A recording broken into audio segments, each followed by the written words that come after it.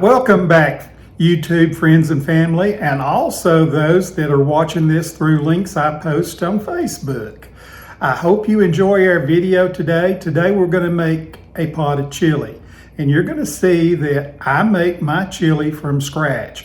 I don't use chili powder because I raise my own chili peppers. And if you look at the back of a box of chili powder, it has a tremendous amount of salt in it. And of course, I'm not going to put quite as much salt in mine for the big pot as what I would if I were using actual chili powder. So sit back, enjoy, and watch our video. All right, let's start with our ingredients. And as you can see, I kind of wrote it out there so I didn't get them confused. First, we're going to use 3 tablespoons of ground Guajillo chili peppers. And I raised these myself, and I actually dried the peppers and ground them and added salt to them.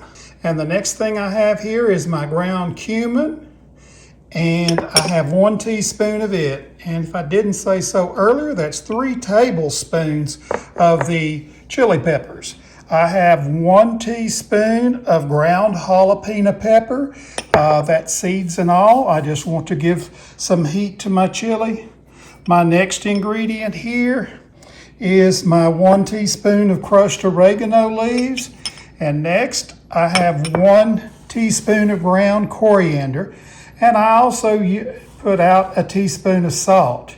I will peel and mash these 2 garlic cloves through my garlic press. Now, in addition to these ingredients, I like to use V8. Now, most people use tomatoes, and that's perfectly okay. But I like using the V8 juice because it has a lot of vegetables in it. And if you can look at the back there, and I'm not sponsored by them, but it's only got 9 grams of carbs per 8 fluid ounces. And in addition to that, it has 2 dietary fibers. So actually it's only 7 net carbs. I have 1 cup of minced onion here, and I have a pound of ground beef, and this is ground chuck, so I know there will be some grease in it, but the more fat in it, tends to give it a little flavor. After I cook it, I will take and drain this. My next ingredient, of course, is my pinto beans. I cooked those this morning in the Instapot, and that's 2 quarts. That'll go in with all of these other ingredients here to make our chili. My ground beef in the skillet is almost done. It's time for me to cut that off. And as you can see, there's a lot of grease. As I said, it's ground chuck roast. So let me go ahead and get that drained. All right, I have my pound of ground chuck browned, and you might not be able to see it, but that's a lot of grease. I'm glad I decided to go ahead and let it set there for a while and drain. Now let's get everything in the pot and get this chili started. I have to bend down here where you can see me. All right, guys, I've got my pot ready, and it's more important you see what's going on with this pot than to watching this old man. So the first thing I'm going to do is I'm going to dump my 1 pound of ground beef in there, and then I'm going to go ahead and add my spices to my pot. That was the Guajillo chili pepper. This one, of course, is the ground cumin. This is the ground jalapeno. As I said, I'm putting that in there. And always put what you want in there for heat. I enjoy heat. Your taste for heat, you may not enjoy it. You may not like your food being too hot. So adjust things to suit yourself. This is my oregano, crushed oregano leaves. This is my ground coriander. And I'm going to go ahead and add my salt. And once this gets started, I will peel these 2 pieces of garlic and press it through the garlic press. The next thing I added there was my minced onion. Now I'm going to give all of this a stir.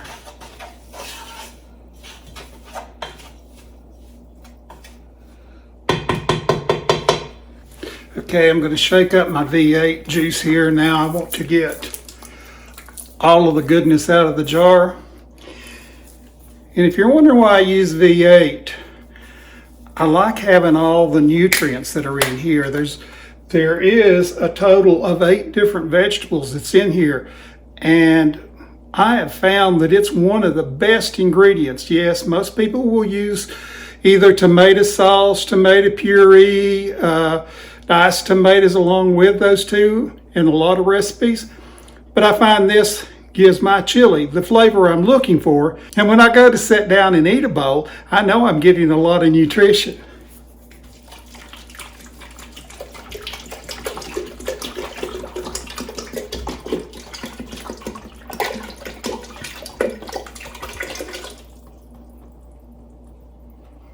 I'm going to turn my stove eye up rather high. As you can see there, I've turned it on about medium high. While I'm waiting for that to get started boiling, I'm going to go ahead and peel our garlic so it's ready to press and go in there as well. All right, our chili is now starting to boil. While it's good and warm, I've got my garlic here ready, and I'm going to go ahead and press that into the chili. Of course, I cut that off, so that's got my garlic in there. I didn't quite get it all. Let's get all that goodness in there. All right. Now that everything is boiling well, I'm going to add our 2 quarts of pinto beans. And most recipes will add other ingredients. I know in the past we've put black beans in there, we've put red kidney beans. Do it based on your taste. I have found that I really like my chili just made with pinto beans. I know that there's some crunch when you add kidney beans because that's what they're known for, and a lot of recipes call for those to be added near the end so they don't overcook. But I've got everything ready here. Move that out of the way, and you can see I've got my pound of cornbread ready. I'm just an old country boy, and I'm very proud of that. You should never, ever be ashamed of your raisins. You should not worry about things like that. What really matters in life is what you do to improve not only your life, but try to help those people around you. Okay, my chili came to a good boil. It's still boiling even though it's down on low heat, but it's time for me to test this and see if I need to add any more salt. Okay, it looks good. Let's see exactly how it tastes here. I don't need any more salt, and that heat is perfect for me. It might be too much for you if you're not used to eating hot foods or if you really don't like them. So remember, add your hot pepper to suit your taste, not somebody else's. I'm going to put my lid on it now. I want these flavors to meld together. It's on simmer on the lowest setting, and I'm going to set it for 25 minutes. And once the 25 minutes is up, I'll be ready to taste it for you guys. All right, the timer's gone off. The chili is ready. I have a piece of cornbread in my bowl. And to be honest with you, I'm going to dump that on the plate and show you the bottom of my bowl. This is called Sparta-ware. It was actually made in Sparta, Tennessee.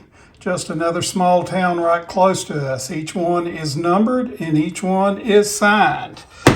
They're not the cheapest little bowls, but I'm going to tell you that is the best little chili bowl I've ever had. Now to put my cornbread back in here so I can put my beans on top of it.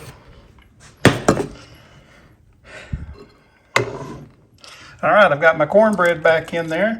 Now let's put our chili on top of that. And I know that this ladle holds approximately 1 cup, which makes it very handy when you're canning. Oh, that's me. I've made a mess, but the important thing is I've got a pint full of chili in my bowl now. So I'm gonna go over here and sit down and try this for you guys. Now I'm going to taste my chili and let's see what I think about it. I'm sure since I use the same recipe, it'll be the same, but you never know. It's always best to give it a try. Should have let it cool a little bit. It's still very hot. It just came out of the box. The heat, as far as heat, spicy heat, it's just perfect for me. The 1 teaspoon of jalapeno peppers works out perfect in a big pot of soup for me. And of course it does have the ground up seeds, so it is very hot. But make the chili to suit you. Always remember, you're the one eating it. Make sure that you adjust it. I always say a recipe is just a roadmap, and it's okay to make variations that suit your needs. All right. I want to thank everybody for watching my video. At the very end, there will be a link on the screen that you can click, and it will take you to other recipes that we have published on our vlog. I do appreciate each and every one of you. I hope you feel free to share this recipe with your friends and family, and leave comments below. Let me know what you would have added or what you would have deleted, or whether you like hot chili or whether you like mild chili. I really enjoy hearing from each and every one of you. Thank you and have a blessed day.